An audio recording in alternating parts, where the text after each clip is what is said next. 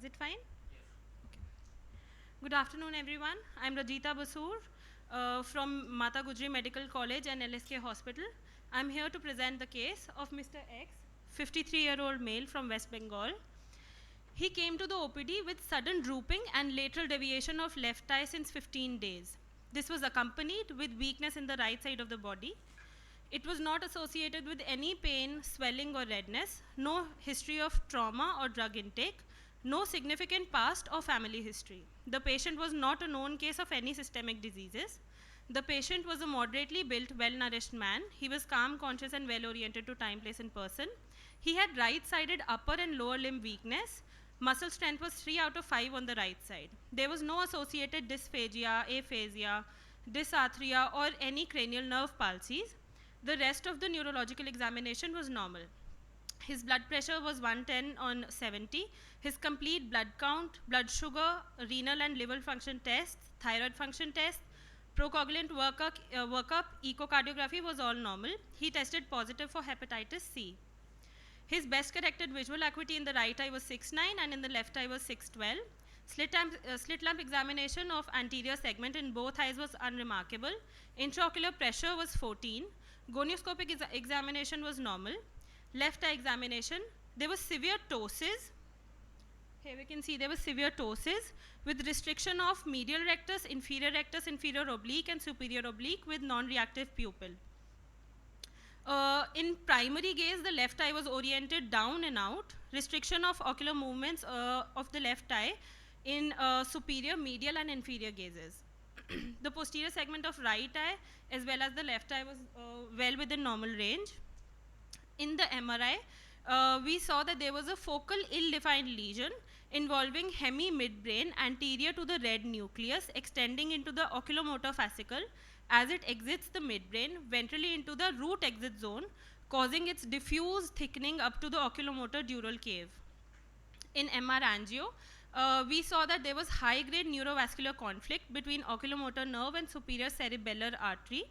Partial vascular loop is formed between left posterior cerebral and left superior cerebellar artery. Left posterior cerebellar artery is hypoplastic. We can see this left posterior cerebral artery is hypoplastic with a branch near posterior communicating artery completing the vascular loop with superior cerebellar artery, at which there is compression of oculomotor nerve as it exits the midbrain. Based on clinical and radiological findings, a diagnosis of Weber syndrome was made. Weber syndrome is a rare brainstem stroke due to midbrain infarction and is characterized by crossing hemiplegia consisting of ipsilateral oculomotor nerve palsy and contralateral limb weakness.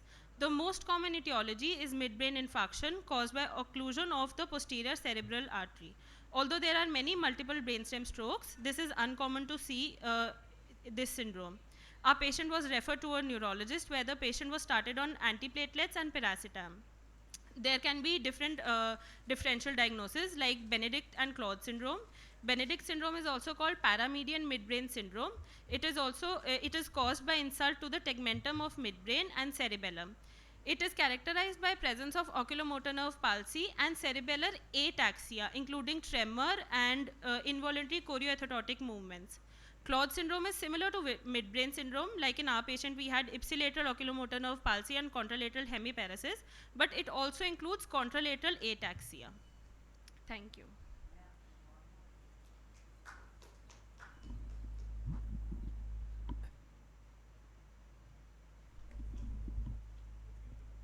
Thanks, Dr. Rajita. I think this is an important thing that you are highlighting, like, how to localize in a patient with third nerve palsy when Yes, there's an associated symptom.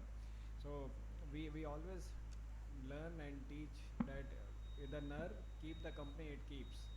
So look at the nerves which are going with it and what all structures are going with it. So this is a classical case where there is a contralateral hemiplegia, there is a third nerve, and then you have to localize it to the fascicular portion. Yes, sir. So thanks for highlighting that. Did you also do the complete vasculopathic workup of the patient? I am sure. Yes, sir. Yes, sir, we did, but there was nothing that we could specifically find. the diagnosis went into the direction of ischemic stroke because the artery was already hyperplastic. But we saw the symptoms right now because hyperplastic arteries are more prone to age-related degeneration, and the compliance and elasticity decreases furthermore. So anything that happens in a normal artery is seen it is seen earlier in hyperplastic arteries. Yeah, sure. Thank you. That's good. Thank you. Thank you, sir. The next is a case report, Leber's idiopathic stellate neuroretinitis. Dr. Vinitha.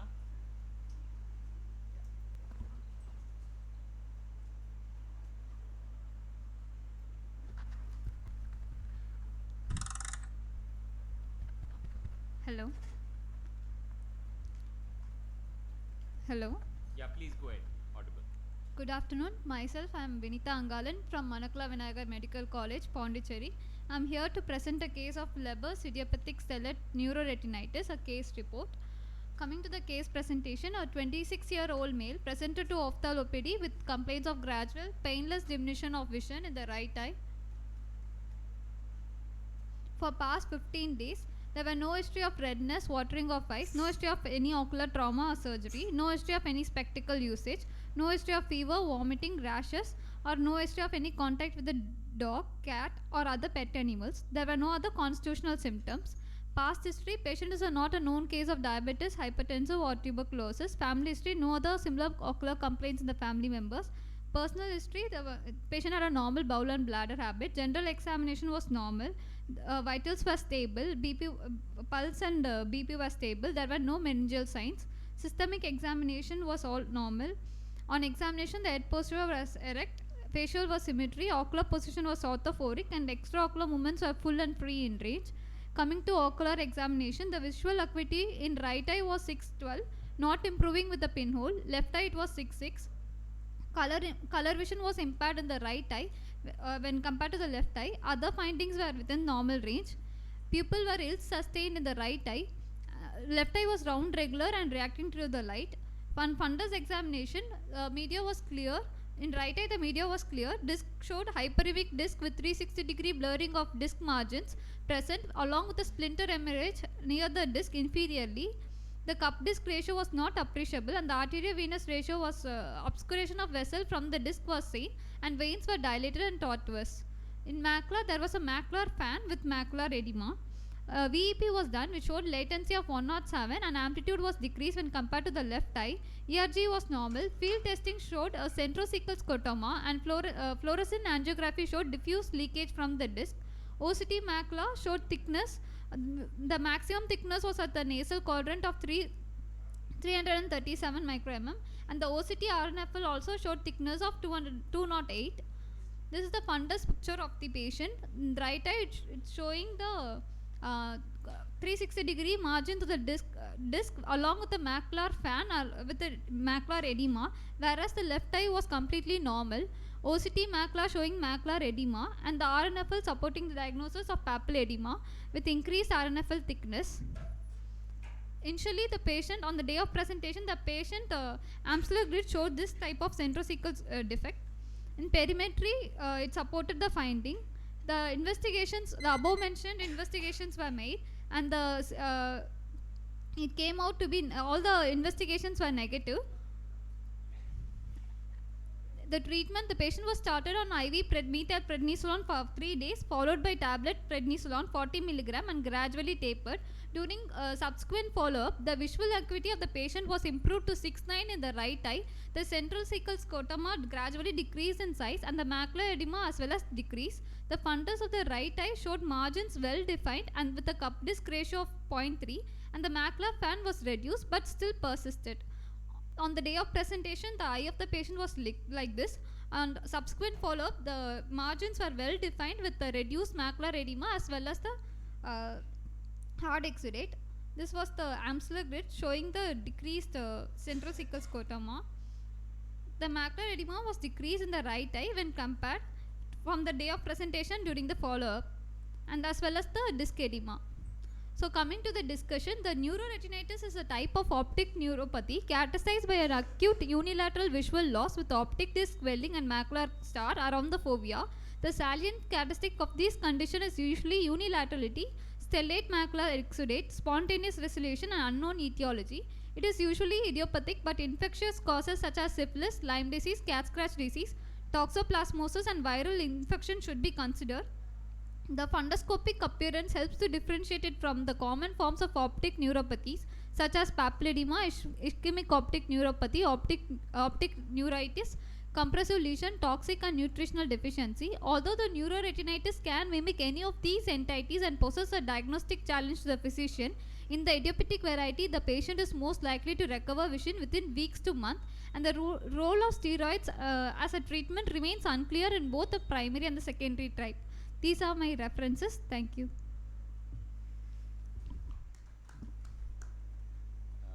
Thank you, Dr. Vinita.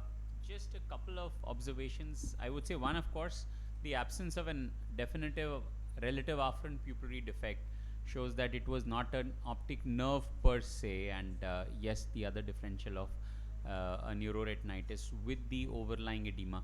Was a fluorescein angiography done in this? Yes, sir. So what did the fluorescein angiography show? It shows a diffuse leakage from the disc, sir. It was done outside. Okay, so an FA done outside was showing a diffuse leakage from the disc. Okay, sure. The other thing was that in neuroretinitis, you do not need IV methylprednisolone as a first-line therapeutic measure. I mean, you are I mean, whether it's infective or idiopathic in either case, Yes, steroids sir. oral may suffice. You are not looking at the megadose therapy. As the patient was a bit anxious about his vision and he was planning to go abroad for some work, we started on faster recovery. It might increase the vision faster, sir. So we started on IV methylprednisolone. Sure. Like I said, it's not currently indicated or necessary. If at all, you could even have just given a loading dose so that the patient gets an immediate high levels of steroid. Yes. And you did not give any cover of antibiotics when you were giving these steroids? No, sir, we didn't give antibiotics. Because there are some No underlying infectious. there are often some underlying infections which we don't test for or we don't get picked up. So those are generally on the safer side. We would prefer to give a cover of an antibiotic when we Okay. are. Just very well put, Dr. Rohit. Thank you, One sir. more important point would be like for the infective pathology. If it is secondary to an infective pathology, you might be able to see at times a subtle yellowish or whitish infiltrate at one of the borders of the disc. And there are cases where it is not evident in the beginning. They are like occult neuroretinitis. So they might become obvious during the course.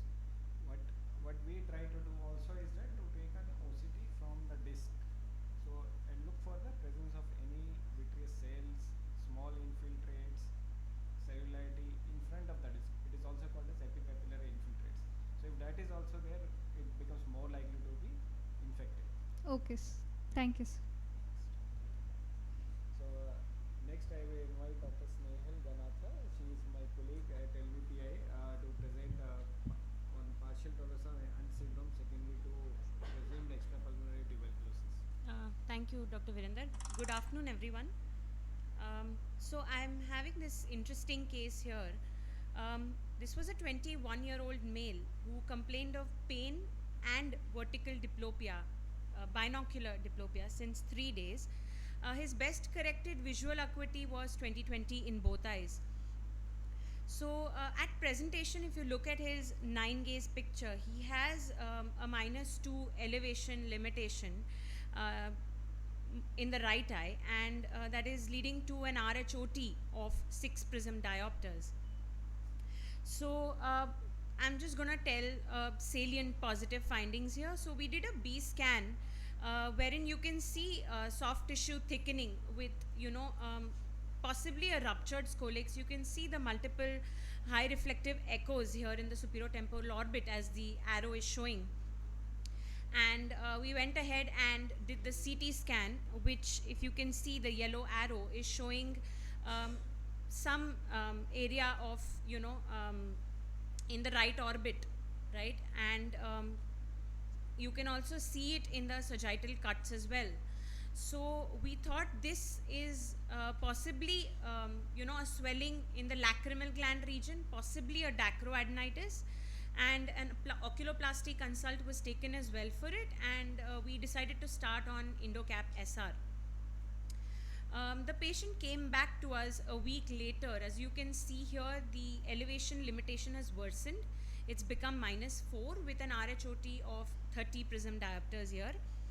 So we also closely looked at him further and saw that he has a swelling which was very obvious now in the right lacrimal gland area. So we were thinking what could be the possible diagnosis. Was it a dacroadenitis, or like our B scan indicated, was it really a scolex which had ruptured? So what we did was started him on oral albendazole 15 milligram per kg and oral steroids. So oral steroids would help in either way. If it was a dacroadenitis or a ruptured scolex, the oral steroids would help. So that was our thought process, and that's what we started. So if you see here, a month later he had improved. His extraocular motility was full and free, and he was diplopia free as well. His vision all throughout was 20/20. We also got a B scan repeated at this stage, and you can still see a small cystic lesion as the yellow arrow indicates, and that's why he was switched to ivermectin, and he was also kept on low dose oral steroids. The story doesn't end here. He came back 2 months later with a -3 abduction limitation in the right eye. So we got an MRI brain with orbit with contrast done, and as you can see here, it shows a granulomatous lesion in the right cavernous sinus extending till the orbital apex. At this stage also his visual acuity was 20/20. We further went ahead with certain investigations. The CBC showed leukocytosis, ESR was raised. The Mantoux test was positive. Other things were all normal. Chest X-ray, IgG4 and serum ACE were all normal. So at this stage we thought, let's revisit the history. He had a history of being treated for primary complex at the age of 4 years. So the point is that at this stage you can't take a biopsy for such a lesion. So based on the presumptive diagnosis of tuberculosis, we also took a pulmonology consult and started him on oral ATT and along with that oral steroids. So presently we don't have the last follow-up, but I have spoken to the patient. He's gone to Bangalore.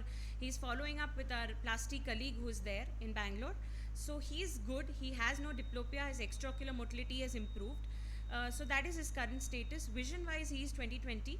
So that is his current status here. So the take clinic message here would be that such cases, the diagnosis is usually not straightforward, and because it's difficult to obtain the samples here for biopsy. So you would essentially rely on the tuberculin test, Mantoux test, the chest X-ray findings and the past history, and treatment would be a combination of ATT and oral steroids. Thank you.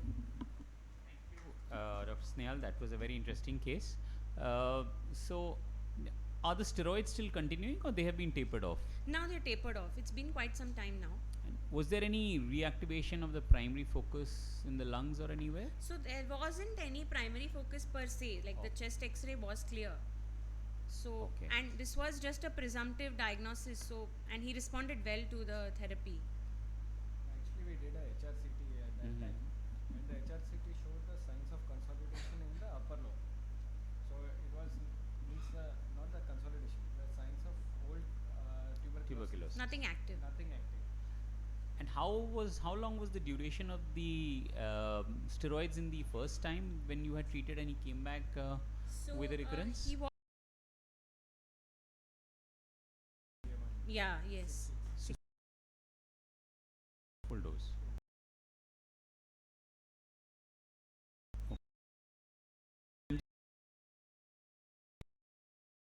You would require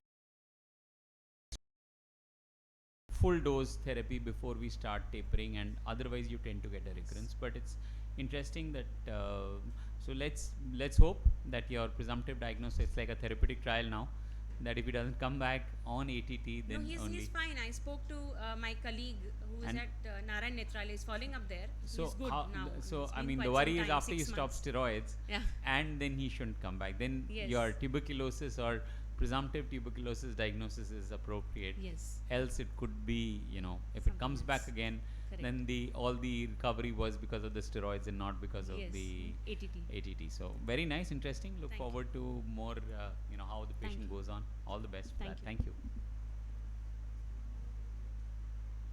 Oh, yeah. Oh, then sure, absolutely. Abhipsa. So next we have Dr. Abhipsa, who will be talking on secondary pituitary adenoma coexisting with central serous choroidoretinopathy, an unusual presentation. So good afternoon, everyone. I'm Dr. Abhipsa, and the title of my presentation is How to Tract a Snowman. So the case that I'm going to discuss, it presented in the retina OPD. The case was a 51-year-old male who had a gradual diminution of vision in the right eye from 1 year. There was no history of any trauma to the head or the eye, or any headache, fever, or seizure disorder. Although the past history, he had a history of hypertension and hypercholesterolemia since the past 1 year. The right eye, the vision was hand movements, and there was a grade 3 RAPD, and the left eye had a visual acuity of 20/80. Coming to the fundus examination, we can see that the media is clear in both the eyes. There was almost a total optic atrophy in the right eye and a temporal disc pallor in the left eye. And as we can see here, as marked in the box, there are RPE pigmentary changes at the fovea, and also temporal to the fovea, you can see that there is a patch of hyper and hypopigmentation which is present. And similarly, in the left eye also, there were RPE pigmentary changes at the macula. And also here we can see, as is marked by the red arrows inferiorly, there is a tract, a hypopigmented tract, which is going down from the disc towards the inferior periphery. This is the gravitational tract which I am talking about, and the arrows which are shown in the superotemporal areas in both eyes, they show small areas of NSDs. So this is the autofluorescence picture of the patient, which is showing the gravitational tracts. On doing the ocular coherence tomography through the macula, we saw that there is a disorganization of the outer layers, and there is also presence of a thicker choroid from the normal, from what we find in a normal CSCR. In a patient who has a chronic CSCR, the choroid was a little bit thicker than what we find in such cases. So in this case, we made a provisional diagnosis of both eye optic atrophy with chronic central serous chorioretinopathy, and the retina department, they sent us for a consult for the optic atrophy in both the eyes. So in this case, reiterating all the points, there was an asymmetric gradual vision loss, and there was a marked vision loss in the right eye. There was an asymmetric pallor and a chronic central serous chorioretinopathy. Also, we should not forget that the patient had hypertension and hypercholesterolemia. So these two things can be coexisting differently, and they could have a separate etiology. So the optic atrophy could have been possible because of an ischemic optic neuropathy or due to a cellular mass. Or if we add all the points together, we can think that there is a secretory pituitary tumor which is causing the optic atrophy and also causing increased ACTH levels, which is leading to increased cortisol levels and causing the optic atrophy and causing the CSCR with the optic atrophy. So we went ahead and we did the Humphrey visual fields, and we found that in the left eye there was a temporal hemianopic field effect, which was respecting the vertical meridian, and because of low vision in the right eye, we could not perform the visual fields. So this appears like the analogy is like a junctional scotoma, which is basically caused by a tumor which presses on the junction of the optic nerve with the optic chiasm, which causes affection of the von Willebrand's knee. So we went ahead and we did the MRI brain with contrast that we had cellular mass as one of the differentials. So we found that there was uh, we found a mass which was iso-intense to the gray matter in the axial scans, as you can see, and there was a homogeneous post-contrast enhancement, and the shape was like a figure of 8 or a snowman appearance. And these and the mass, as you can see on the T1 sagittal images, it was separate from the pituitary. It was not separate from the pituitary. So these characteristics are basically of a pituitary macroadenoma, which we find on the MRI.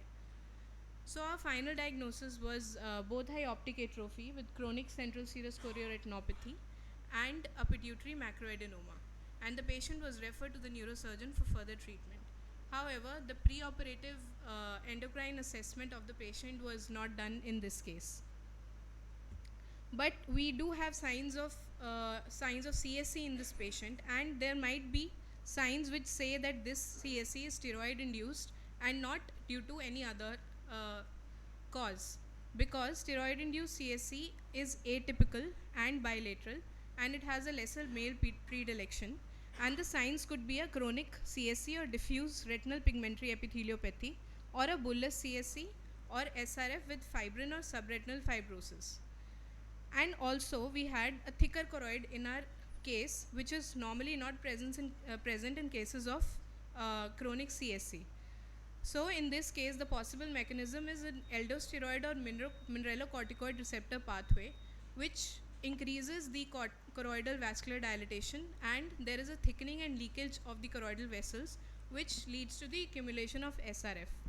So in our case, we had an atypical presentation. It was bilateral, the choroid was thick, and there was optic atrophy, which was compressive due to the pituitary macroadenoma. So in this case, we were thinking that the patient has a secretory adenoma, which is causing an increase in ACTH, leading to increase in cortisol levels. We had a similar case who also had optic atrophy and bitemporal hemianopia. Bipsa, please conclude. Yeah, sure. So what was common is that there was bilateral optic atrophy and a cellular type of field defect in CSC. So in this case, we hypothesized that there was a secretory pituitary adenoma, which was ACTH secreting and causing the CSC. So the take clinic message is that in patients with chronic or recurrent CSC, it is prudent to check for Cushingoid features and obtain serum cortisol levels to exclude hypercortisolism. And in cases of CSC with optic atrophy, it is advisable to do visual field testing.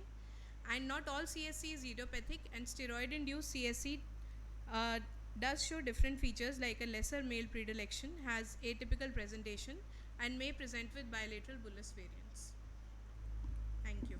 Thank you, Abhipsa. A very interesting case, and definitely lends itself to the concept that you must search and try and explain all possible findings that you have. So a couple of pressures were normal, didn't have any intraocular pressure elevation. The only thing which was in favor of a high cortisol was hypertension, which was happening since the past 1 year in this patient, and patient was on medication for the same. So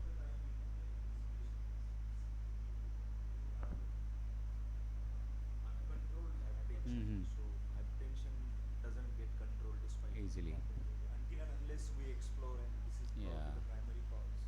Absolutely. In fact, the second case, definitely it was checked. This case, despite telling the physician, neurosurgeon, it was not checked. Thank you, Vipsa. I think we'll go on to the next one. Okay, so we'll have. Okay then. So we'll have Disha next on diagnostic dilemma, mixed presentation of congenital cranial disinnervation disorders. Disha is there? Not there. So then we'll have an presentation by Dr. Virender. He's going to tell us about a case of coexisting myasthenia gravis and idiopathic intracranial hypertension. No, I'm sorry. Sorry, that's it. Thank you. Thanks, Dr. Rohit and everyone. So it's an interesting case that we saw. This is a 38-year-old lady who presented to us, referred from the neurologist as a case of bulbar myasthenia and suspected papilledema. The past history was significant for migraine headaches from childhood, and the other significant history of COVID infection 4 months prior, which was confirmed by RT-PCR on throat swabs. For the COVID infection, it was treated with home care and there was no hospitalization. So we did not have the other biological markers at that time. At this point of time, when she came, she also gave history that 3 weeks prior she started having facial weakness, hoarseness of voice, difficulty in chewing, and dysphagia. She started having headaches 20 days prior, and the fundus had been seen by neurologists who suspected papilledema. The working diagnosis of neurologist was bulbar myasthenia papilledema and was suspecting a raised ICP.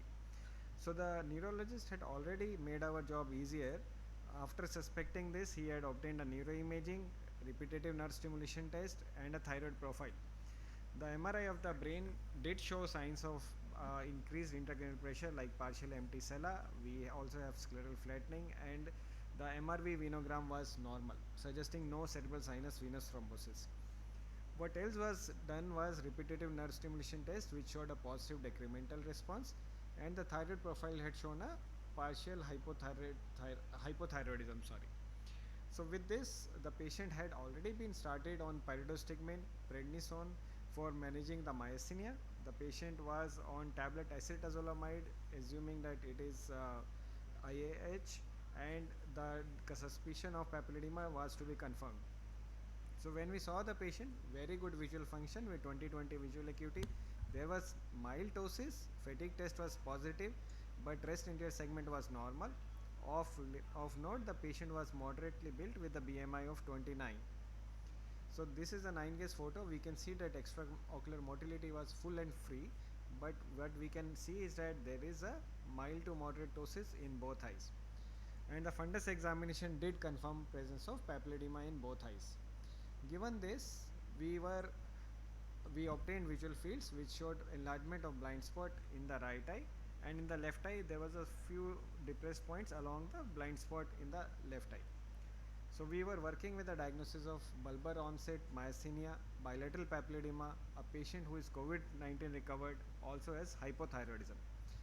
With this, the next step was to confirm that whether this is seropositive or not, because our management might be based on that, and the serum ACH receptor antibodies were positive. So it were highly positive actually, and then we wanted to confirm that is there definitely a raised ICP. So we obtained lumbar puncture. CSF analysis was normal, and CSF opening pressure was 24 centimeters of water. So it was just little less than 25. So we kept a diagnostic, we looked at the diagnostic criteria and kept it as probable IIH with all the radiological criteria being met. Having seen this, we were managing the patient who is seropositive for myasthenia papilledema. So we were looking at two things. One was, is there any previous association which is reported? So we looked at the only association is with the Castleman disease, which is a rare lymphoproliferative disorder, and there is a giant lymph node hyperplasia.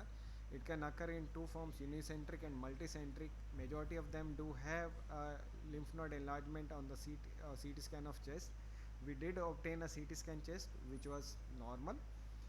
We also looked at what can be the other mechanisms of both of this. So unifying mechanism has been proposed where both IL-6 and VEGF have been increased, and we looked at the further workup of the patient. We went, as the CT scan chest was normal, we were not looking at thymoma, we were not looking at Castleman disease. So what could still be unifying? So we are looking at COVID-19. Could COVID-19 be causing both? There are enough reports which tell that COVID-19 can precipitate myasthenia. Majority of them have ptosis, dysphagia, diplopia, and the postulated mechanism is break in the immunologic self-tolerance and the molecular mimicry that leads to increased levels. And then papilledema can also occur in COVID-19. There are enough reports which describe increased association postulated to be due to either a hyperviscosity, reduced venous drainage, or increased venous pressure. So that can cause a papilledema. So we thought that possibly COVID-19 precipitated everything. The only factor was that the time gap was of about 4 months. Can it still be?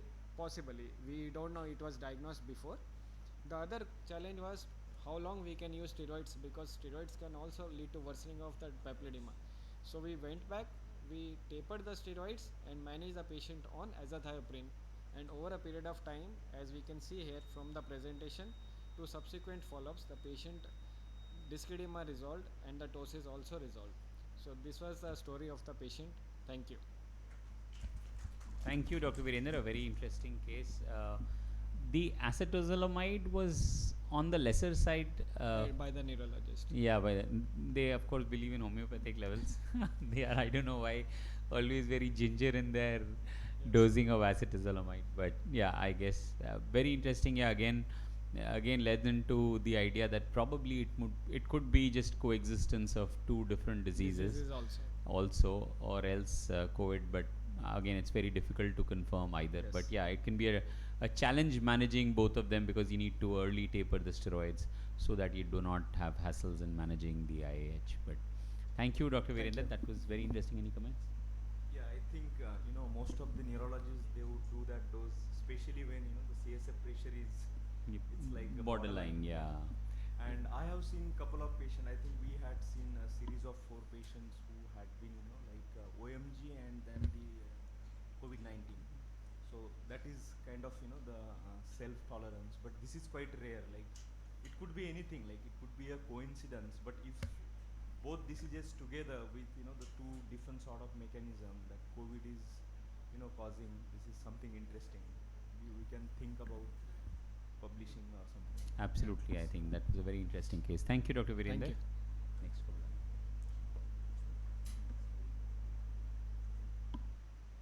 Yeah, so we have the next speaker, Dr. Disha Agarwal. I think she is not around.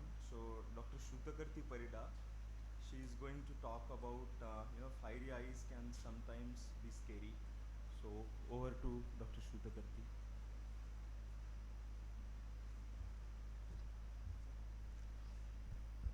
A very good afternoon to one and all. Today I will present two interesting cases, and my presentation is titled Fiery Eyes Can Sometimes Be Scary. So the objectives of today's presentation are to report about the varied clinical presentations of carotid cavernous fistula or red eye shunt syndrome, which can lead to an initial diagnostic dilemma, and to portray the role of an ophthalmologist in the diagnosis of CCF. So my first case is a 62-year-old female who presented to us with gradual painless diminution of vision in both eyes for distance and near since 2 years. She also complained of gradually increasing redness in both eyes since the last 1.5 years, and was diagnosed as ocular hypertension in both eye elsewhere and treated with topical agents. But there was no satisfactory outcome. Instead of that, her redness has increased since the last 4 to 5 months. She also complained of progressive inward deviation of the eye since the last 3 months. There was no history of any trauma or systemic comorbidities in the patient.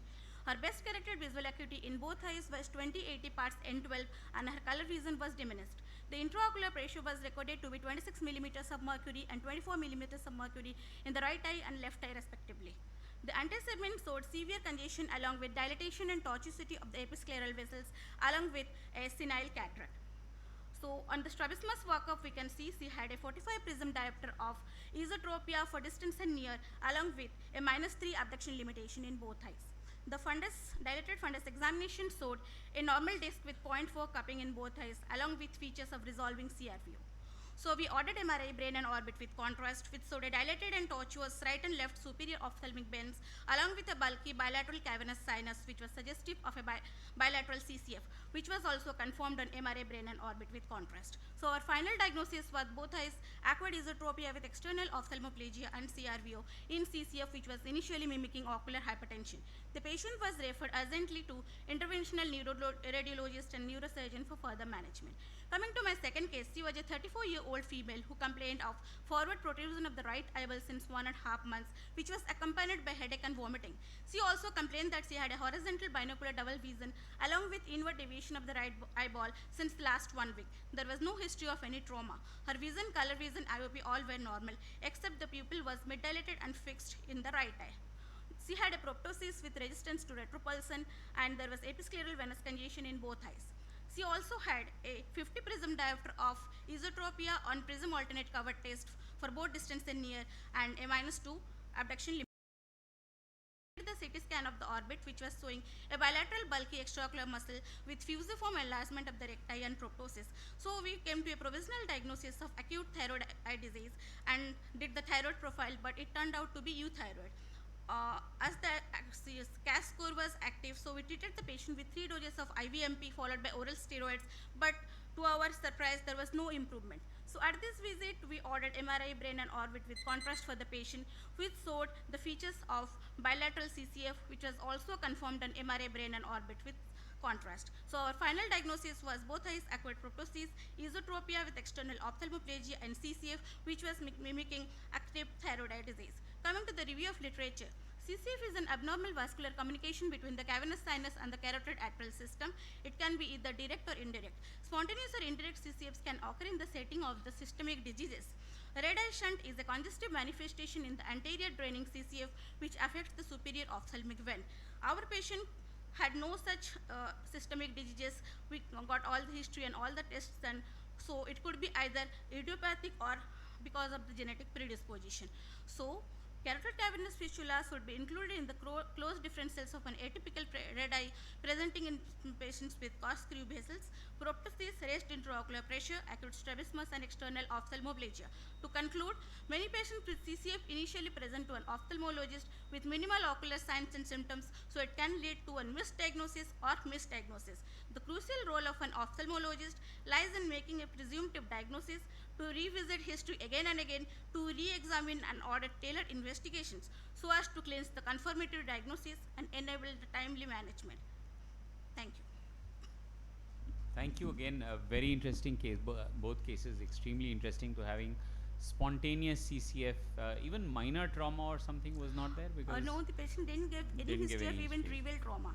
Hypertensive? They were not hypertensive. No. So All the systemic parameters were normal in this patient. Okay, so those are definitely very unusual, and of course that reduces the confidence level in the diagnosis or even attempt to. But yeah, as you've rightly pointed out, that proptosis or minor proptosis, even minor limitation of movement or congestion, very specifically dilated vessels or very corkscrew kind of vessels, these are the ones that give rise to suspicion. But yes, in such a setting it can be a challenge to come out with that, and even a small flow CCF can be difficult to pick up also. Yeah, so mostly in dural CCFs or low flow CCFs they present like this, as opposed to the high flow CCFs. Yeah, high flow CCFs not such a challenge. It's the low flow ones with very minimal symptoms, very minimal signs to pick up, which would be, and even investigative wise it can be a challenge. So sometimes you really need investigations in detail to be able to pick and that very up. often they present to the ophthalmologist. Yeah, at which the is first yes. So it's a very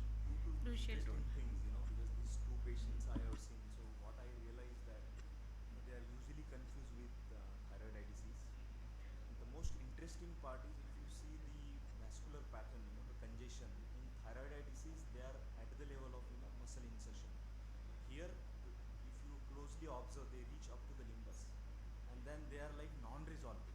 That's the suspicion that we should probably go for imaging. That's very interesting, very simple but clinical observation you can think about. Another thing is I have seen, as you said, like low pressure, and then they can present even an isolated one of the recti as the enlarged muscles, like they develop the collateral into the orbits in and around the muscle, and that leads to, after these two patients, third patient recently I had seen, so that was also like proven to be CCF, low pressure, and even as a glaucoma, long standing that they do have the glaucoma, so we need to, as like intraocular pressure and those things, we need to keep an eye on this.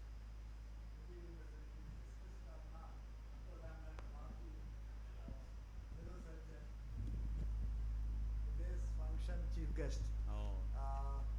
I was whether they discussed or not. It's a pulsatile ophthalmoplegia. That is the common word which you use in neurosurgery, and it is, if it is pulsatile, first differential diagnosis is carotid cavernous fistula. You just put your thumb on it and you'll feel it, or even the bruit that you may hear. You see for pulsations. That is very, very important. Although in a very low flow, it may be difficult to get those pulsations. Sometimes you don't get them if it's a low flow. Otherwise, yeah, in high flow you would, including the intraocular pressure, which becomes high. But yes, pulsations, bruit, if you can appreciate, these are as you mentioned, sir. You should Absolutely. have suspicion about Yes. that, and definitely if you see for that, and if it is pulsatile, definitely it gives a definitive diagnosis. Thank you. Thank you, thank This you, is sir. this for is the important one information. location where the ophthalmologist will use a stethoscope. Ha. Yes, thank you. Thank you. Thank you, everyone. Thank you. So next we have Dr. Mansi Pandey. Is she there? Dr. Alok Sharma. Yeah, please come. Dr. Alok Sharma will be presenting a challenging case of ocular stroke in young. Good afternoon, everyone. Today I'll be presenting two interesting cases of ocular stroke in young. The first one being a 30-year-old female patient came with complaints of submandibular swelling over the left side for the past 3 months. Along with that, she gave a history of inferonasal field defect in the left eye since 2 months, which was transient blurring in left eye lasting not more than 1 minute.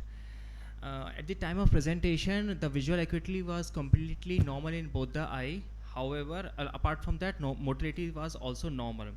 When we came to pupillary reaction, the left eye pupillary reaction was sluggishly reactive, but right eye was totally normal. Fundus of the right eye was also normal. But left eye fundus examination shows mild temporal pallor of the disc and slightly narrowing of the superior temporal artery. We further proceed to the HFA. Right eye HFA was normal, but in left eye, as we can see, there was inferonasal sectoral visual field defect, which was not respecting the midline. OCT mean RNFL thickness in both eye was 93 micron. However, on closely looking, there was superior quadrant thinning in the left eye, which was 75 micron. We did the systemic examination of the submandibular lymph node, which was of the left side, which was significantly enlarged, non-tender, firm, and not fixed to the underlying structure. Rest of the systemic examination were normal. At that time, we made a diagnosis of left eye superior temporal branch retinal artery occlusion. The battery of blood workup along with the ECG and echo was completely normal. But when we got the carotid Doppler, there was diffuse thickening of left common carotid artery and left internal carotid artery with low blood flow velocity. We further proceeded to CT angio of the neck and upper thorax, which showed mild wall thickening with severe luminal narrowing of the left common carotid artery and proximal part of the internal carotid artery of the left side. Along with that, there was aneurysm, which was mycotic aneurysm of the descending aorta at D9, D10 level, plus multiple hypodense lobulated mass.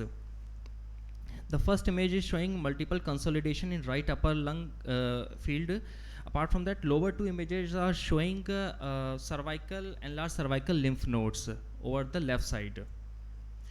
We took the submandibular lymph node biopsy and got the result in form of caseating tubercles, which were multiple, which was indicating granulomatous tubercular lymphadenitis. Based on the positive clinical finding and submandibular lymph node biopsy, patient was put on ATT for duration of 1 year, and post-treatment, when we took the Doppler imaging and CT angio, the wall became normal, luminal narrowing completely resolved, and the cervical lymph node was completely resolved. However, the patient had to undergo stunting for the mycotic aneurysm, as it did not resolve by ATT. Another interesting case is an 18-year-old girl who came with complaints of sudden decrease in vision in right eye for 1 day, which was not associated with any long-term systemic disorder or long-term systemic medication. At the time of presentation, his right eye vision was 660, which was not being improved with pinhole examination. Left eye examination was completely normal, and rest all the examination was completely normal. On ophthalmic examination, the right eye pupillary, there was afferent pupillary defect. When we did the fundus examination, there was dirty white embolus in inferior branch of the central retinal artery, resulting in large whitish edematous area suggestive of infection extending to the macular area. Left eye fundus was within normal limit. This was the clinical image. I'm sorry, at the time of presentation we couldn't take the picture as there was some technical glitch in the operating system, but when she came after 48 hours, the embolus completely resolved. Confrontation field shows superior constriction of the field, and diagnosis of right eye hemiretinal artery occlusion was made. Again, battery of blood work was done, which showed raised PT and APTT level, and antiphospholipid was 94 unit per ml. Rest all the blood work and carotid Doppler was normal.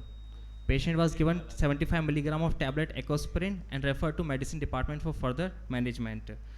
So in a nutshell, monocular visual field defect in first case was secondary to thromboembolic phenomenon, which was caused due to tubercular lymphadenitis of the adjoining cervical lymph node, which responded significantly with ATT and antiplatelet therapy. And second case of ocular stroke was most probably due to APLA. These cases highlight the uncommon cause of ocular stroke in young. Thank you. Thank you. Interesting cases.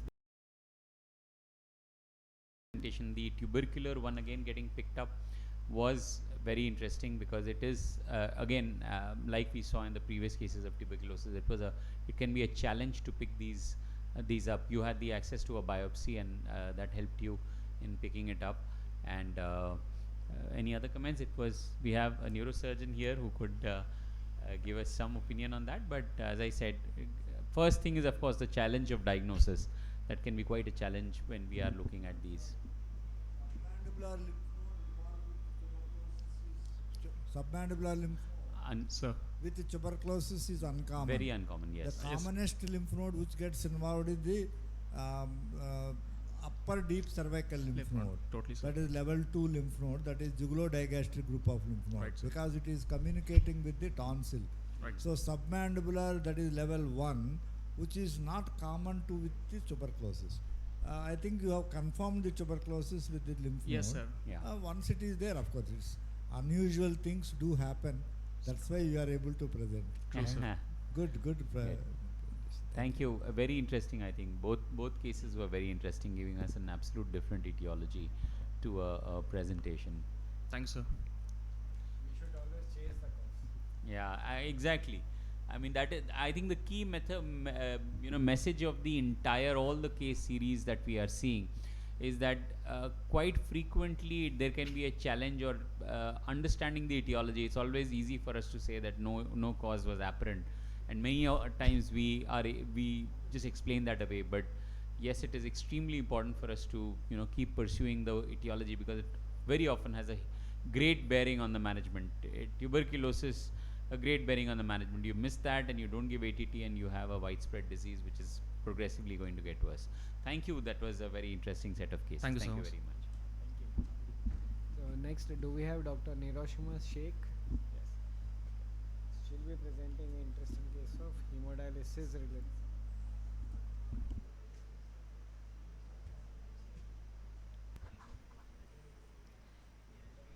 Good afternoon, President one and all.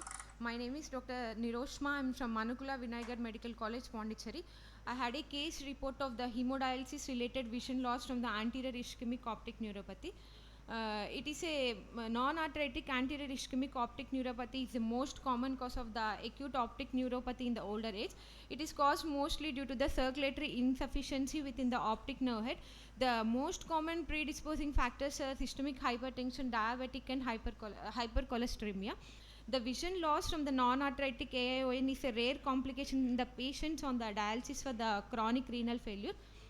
And here I am presenting a case of a 50-year-old female came with the chief complaints of the diminution of the vision in the left eye since 1 month. She had episodes of the sudden onset of the painless loss of vision during the dialysis. She is a known case of diabetic and hypertension and anemia with chronic kidney disease, and she was on dialysis for the past 1 year. And there was no history of headache, pain on extraocular movements, limb weakness, transient ischemic attacks, myalgia or jaw claudication or seizures or focal neurological defect. And the general examination to time and place, and there was mild pallor present, and there was no icterus, cyanosis, clubbing and lymphadenopathy and pedal edema. The pulse rate was 90 beats per minute, and the blood pressure was 110/60, and the respiratory rate was 18 per minute, and the systemic examination was normal. Coming to the ocular examination, that is slit lamp examination.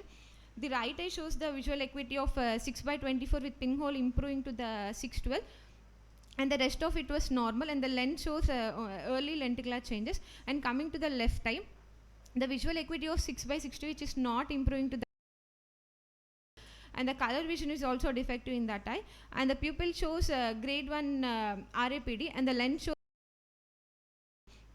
Coming to the fundus examination of the right eye, disc with a few hard X-rays in the 2 or 3 quadrants with the diabetic retinopathy picture and the grade 1 arteriolar attenuation, that is grade 1 hypertensive retinopathy. And coming to the left eye, we could see the disc edema which is involving the superior half of the disc, and you 1 or 2, 3 or 4 quadrants of hard X-ray seen. And we did a visual field examination. Left eye shows that superior altitudinal defects were there, and the right eye was normal. And we made a conclusion of the provisional diagnosis of both eye moderate NPDR with grade 1 hypertensive retinopathy with left eye non-arteritic anterior ischemic optic neuropathy.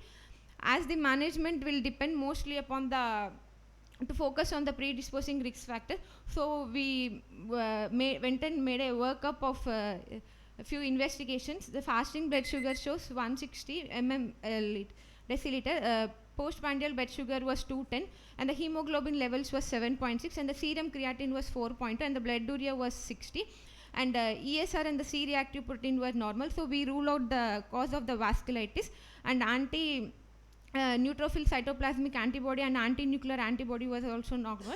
And we made a follow-up of the patient after 3 months, and it showed there is disc edema resolved, and there is mild edema was present. And regarding the discussion, NAON is characterized by the sudden, typically painless loss of vision, mostly on the awakening. The exact sequence of the events to the vision loss is still controversial. In hemodialysis patient, the intradialytic hypotension is the primary culprit in the development of the NAON.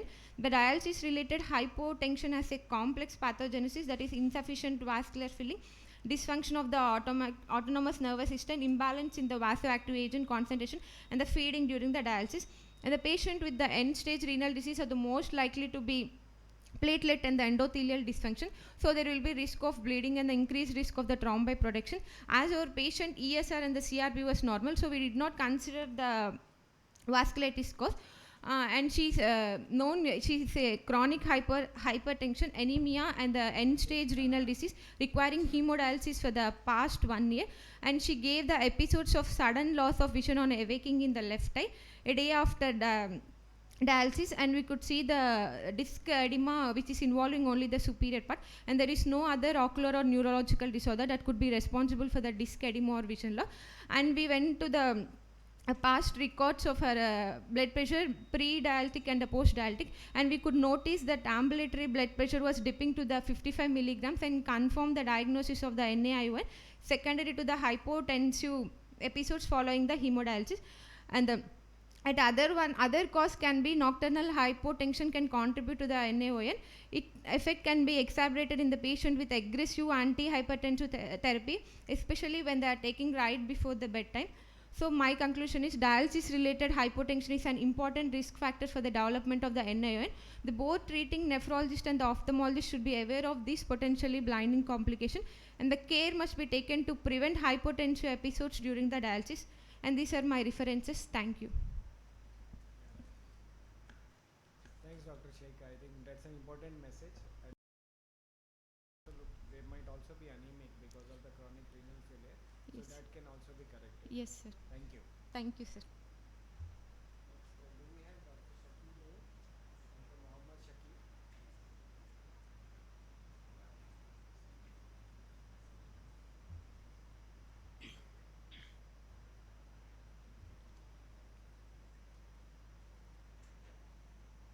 Good afternoon. I am Dr. Mohammed Shakil. I am going to present a case of bilateral abduction of palsy in a herpes zoster. A 17-year-old female came with complaints of fever for 4 days and complaints of headache and double vision in primary gaze. Headache was associated with vomiting and neck pain. 3 days later, she had developed vesicular skin rashes on right side of the face and neck with excoriation. Her past history of chickenpox 3 years back, and general examination, her blood pressure and pulse rate was within normal limit. Her body temperature was elevated. In systemic examination was unremarkable, and local examination few grouped vesicle present over the right side of neck adjacent to the midline above the suprasternal notch. And move on to ocular examination. Head posture was erect and facial symmetry was symmetrical and ocular position was orthophoric. In extraocular movement, there is a restriction in the abduction in the laterally. So visual acuity was normal, color vision was normal, and IOP within normal limit. In both the anterior segment examination on slit lamp was within normal limit, and diplopia chart was not reliable for here. And there is fundus examination was within normal limit, and this is move on to workup. There is inflammatory markers such as CRP and ESR was elevated, and in CSF finding there is a opening pressure of 70 centimeter which is elevated, and WBC count was elevated. Adenosine deaminase was elevated. CPNAT was done, and there is mycobacterium tuberculosis was not detected. And CT brain and MRI brain with contrast was done. There is no significant abnormality was found. Then as a move on to the diagnosis, as patient had the right side of mandibular region and neck. The diagnosis of herpes zoster infection involving the mandibular branch of trigeminal nerve and C2 C3 dermatome was made by the dermatologist. Then on the view of neurologist, there is a fever, headache, and herpes zoster infection in the history was found, and there is inflammatory markers was elevated. In CSF, there is elevated opening pressure and lymphocyte predominance, and increased WBC count was here made a diagnosis as herpes zoster meningoencephalitis was made. Then since we were not able to explain the restricted ocular movement in this, we went and searched the literature. We found abduction of palsy as a complication, as a rare complication of herpes zoster. So we suggested here a diagnosis of bilateral cranial nerve 6th palsy due to herpes zoster was made. Then on management, we started on injection acyclovir 850 mg IV TDS, and ceftriaxone 1000 mg IV TDS was given, and injection dexamethasone 4 mg IV OD was given, and supportive treatment as pantoprazole, acetazolamide, and naproxen was given. The skin lesions resolved within 2 weeks, and gradual improvement in ocular motility was noted over the following months. In 6th week of the follow-up, the patient presented with a complete recovery of cranial nerve 6 function with a minimal residual abduction deficit. On the conclusion, thorough workup including the imaging to rule out the other possible causes of cranial nerve palsy, and the underlying pathophysiology of abduction nerve in the patients with herpes zoster is not well established, but could be due to the myositis or neuritis, and among other possible causes we should rule out. The benefit of antiviral medications and corticosteroid in treating oculomotor palsy remains debatable, especially in light of reports of spontaneous recovery. In addition, there is a early diagnosis allows prompt treatment and close follow-up. The suppressing viral proliferation in early stage of disease will make the patient to improve as much as possible. So here these are my references, and thank you. Thank you. Again, an important case. Did you get anything definitely in CSF? Did you do a viral PCR? Yes, sir. Actually, viral. Yes, sir. Actually, we did, and there is a evidence of viral load is found, and there is a varicella zoster virus was found. Yes, sir. Virus load is found. Okay. Thank you. Thank you. Next we have Dr. Snehal. She'll be presenting another interesting case. Is Dr. Baswaraj here?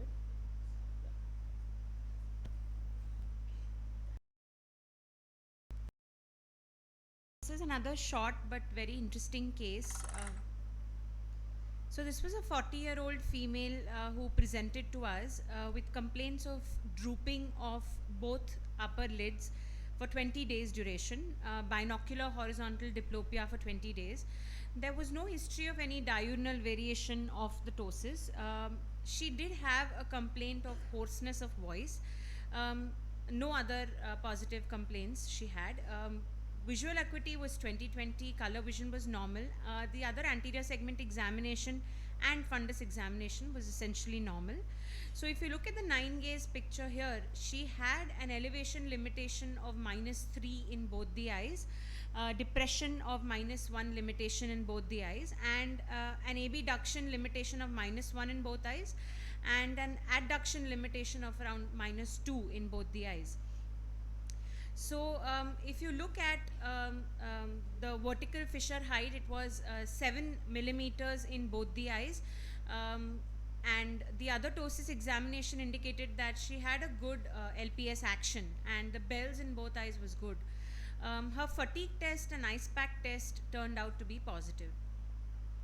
So we were wondering here what this could be possibly. Was this pathology of the extraocular muscles, or was it a lesion at the neuromuscular junction? So we thought of a provisional diagnosis of ocular myasthenia and went ahead and did a neostigmine test. So the neostigmine test revealed a worsening response, and so we kept the patient on a trial of pyridostigmine. She came to us a month later. There was no improvement in the extraocular motility or the ptosis. So she was also, the acetylcholine receptor antibody was initially sent. The reports weren't there with her, so we did also start her on oral steroids. And she came back to us and she had no response with pyridostigmine and oral steroids, and her serum acetylcholine receptor antibody was also negative. On further asking history, we did get to know that she was HIV positive and she was on ART, and we did follow her up. She was kept on pyridostigmine and steroids, but she did not have any improvement at all. So the sequence of events is like this. She presented to us with ptosis and external ophthalmoplegia. She was suspected to have ocular myasthenia gravis and started on pyridostigmine and oral steroids, but since there was no response, we were wondering what this could be. Was this really ocular myasthenia gravis, or was it something else? Possibly an ophthalmoparesis secondary to the antiretroviral therapy that she was taking. So this was an interesting report that was published where they have seen such scenario in patients receiving antiretroviral therapy. The interesting thing that they said was in the orbital MRI, there were patchy bright signals in the extraocular muscles with a preserved volume of the extraocular muscles. So that was something interesting that they showed up in all their patients. And these patients can also have red ragged fibers like we see in CPEO as well. So the take clinic message would be that long-term antiretroviral therapy can lead to ophthalmoparesis, and obviously it's imperative to rule out ocular myasthenia gravis and CPEO with appropriate investigations and history, obviously. Thank you. Thank you. That yes. Although I would say that it is sometimes difficult for us to differentiate with CPEO, because that also has sometimes extremely variable presentation. So that is of course there, and so can just be that we are associating it by chance, but yeah, you also have a literature to support that idea. So difficult to confirm either way, but yes, it's an interesting thought to for us to remember that this could also present like this, and we may be in future picking up more cases as we are more aware of it. Thank you. A very interesting case. Thank you. Yeah, just we should keep in mind of some important drugs like statins, antiretroviral therapy, checkpoint inhibitors, penicillamines, which can cause a myopathy. So that at least we can keep in also in mind. So next we have Dr. Baswaraj Tigari. He will be presenting an interesting case of role of multimodal imaging in central scotoma. Very good afternoon, everyone. In my presentation, I'll be discussing the role of multimodal imaging in a case of scotoma, especially a central scotoma. So this patient was seen by multiple doctors at our center, and finally he came to me. So without wasting much time, let's chase this scotoma and then see where it will lead to us. A 55-year-old male patient, a government engineer by profession, he presented to a primary doctor with a chief complaint of a flash of light in his right eye since 1 week. It was a known case of diabetes as well as hypertension from last 10 years. He underwent his radio ablation for his PSVT in 2021. So this was the fundus findings which were noted by the primary physician. His visual acuity was 6/9 in the right eye, and then left eye had a 6/60 vision. So his main complaint was photopsia. When the documentation from the primary physician showed the grossly normal fundus without any much changes except these focal RP changes, especially in the papillomacular bundle area, which was evident on the OCT in the right eye. Left eye had a very diffuse kind of some kind of hypopigmented changes over the posterior pole, and then there is some vascular insult, especially in the superior aspect. I will not discuss the left eye much because the diagnosis was very clear. This patient was made a diagnosis of PVD and then sent home. So left eye, like when we take the past history, so he had a extrafoveal CSR in the left eye. In 2012, he underwent a focal laser for extrafoveal CSR, and then he knows his left eye visual prognosis. So again, like the patient was not happy. Again, he had an increase in the flash of light, especially in the right eye, along with the central scotoma. He came to the primary physician. Again, they examined him. He had a visual acuity of 6/9. Again, the fundus was nothing was there. Like fundus examination didn't show any abnormality. Again, just because he had a central scotoma, and then he was sent for neuro-ophthalmological workup just because of a central scotoma. So our neurology team did every possible investigation with this patient, like including MRI brain, CT angiogram of the neck, CT angiogram of the brain, neuromyelitis optica workup, each and everything, including CSF analysis. Everything was within normal limit. The ophthalmology part, again, like they also did OCT RNFL as well as OCT GCL. So in that condition, like only the GCL part showed some kind of swelling in the temporal aspect of the GCL part. So again, like finally he came to me using all his influences and all, like on 17th February in the evening he came to me with the same chief complaints of flash of light increase along with the fluorescence, again central scotoma. I examined him thoroughly, but even I didn't find any findings. Even I made a diagnosis of PVD, and then I sent home. So once, just about like I was about to leave the clinic, again he came to me with a field defect, and then he was just opened a piece of paper and then showed me the field defects. When we saw his field defects, like I said, like just get the visual fields and then we'll see you tomorrow. Again, like when we saw the visual field, his fields were grossly depressed. So when I saw this patient and then I ordered a OCT, I was surprised to see the outer part of the retina show some kind of outer retinal changes, especially in the external limiting membrane, ellipsoid zone, and then the interdistortion zone. There is a degeneration in the outer aspect of the retina, especially in the papillomacular bundle. I just compared the 19th January and then 9th February, 2 weeks apart OCT. In that condition also, it was quite evident that the outer part of the retina showed some kind of degeneration. The ultra-wide field fundus photo of the right eye didn't show much abnormality. The angiogram did not show any abnormality except some kind of window defect, especially in the peripapillary area. So the left eye had a BR vivo insult and then extrafoveal changes. The OCT showed like within 1 month it shows a very gross degeneration, especially in the outer aspect of the retina when compared to 19 January and from the up to the 24th February. The ultra wide field antofluorescence showed a very characteristic outer very characteristic peripapillary hyperreflective hyperautofluorescent lesion, especially in the right eye. So the top cone did not show any abnormality, but the ultra wide field autofluorescence showed this abnormality. So based on these things, like we made a diagnosis, we had a differential diagnosis of acute syphilitic posterior placoid chorioretinopathy and then acute zonal outer retinopathy. But when we did the TPH and VDRL, both were negative. It was repeated again, then that time also it was negative.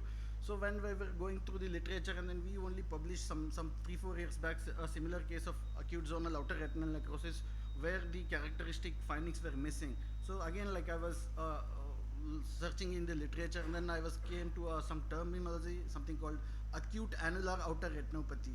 So till now only 18 cases were reported where there are like they showed some regeneration of the outer retinal changes. Finally we made a diagnosis of acute annular outer retinopathy.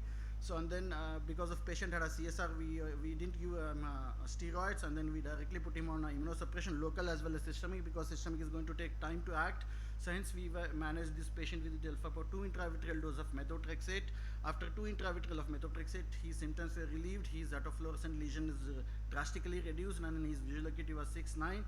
Again, like the OCT showed a marked regeneration of the outer retinal layers, especially the external limiting membrane, ellipsoid zone, and then the interdigitation zone, and his visual fields were markedly improved. Like he was like almost having no symptoms right now. He was still on azathioprine 150 mg. Thank you. Very nice case, very challenging.